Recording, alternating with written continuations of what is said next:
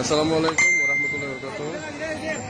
দর্শক, আপনারা দেখতেছেন যে কোতোপালং এমএসএফ হাসপাতাল থেকে নিহত মান্নান ও শাহিন আক্তারকে কক্সবাজার সদর হাসপাতালে প্রেরণ করা হচ্ছে।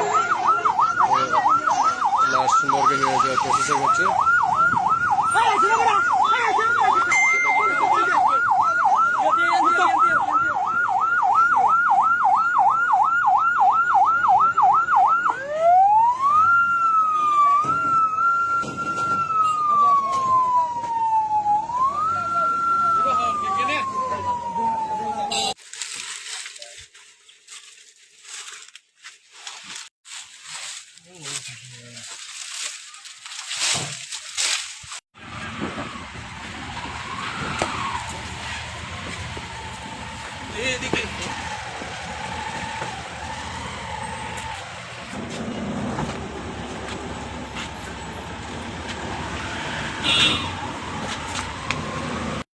আজকে সকালে আমাদের কোতোপালং পশ্চিম পাড়ায় তারা একটি জমি জমা সংক্রান্ত একটা বিরোধ হয়।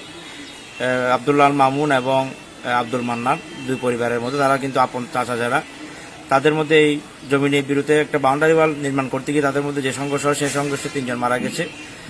বিশেষ করে এখানে সকালবেলা অর্থাৎ 10টার দিকে তারা একটা বাউন্ডারি ওয়াল নির্মাণ করতে গিয়ে তাদের দুপক্ষের মধ্যে সংঘর্ষ হয়। সংঘর্ষে আহত হয়ে আব্দুল্লাহ মামুনকে কোতোপালং আলিফ হাসপাতালে ভর্তি করা হয়। সেখান থেকে সেখানে মৃত ঘোষণা করা হয় এবং বাকি 2 জন আব্দুল মান্নান এবং শাহিনা বেগমকে কোতোপালং এমএসএফ হাসপাতালে ভর্তি করা হয়। সেখানে ডাক্তার তাদেরকে মৃত ঘোষণা করেন। এটা তাদের জমি জমা সংক্রান্ত বিরোধ দীর্ঘদিন ধরে চলে আসছিল। আজকে সকালে একটা বাউন্ডারি ওয়াল নির্মাণ করতে গিয়ে তাদের মধ্যে বিরোধের সৃষ্টি হয় এবং বিরোধের এক পর্যায়ে তাদের সংঘর্ষে জড়িত হয় এবং দেশীয় অস্ত্রশস্ত্র নিয়ে তারা একে অপরকে উপর আক্রমণ করে। আক্রমণের এক পর্যায়ে দুপক্ষের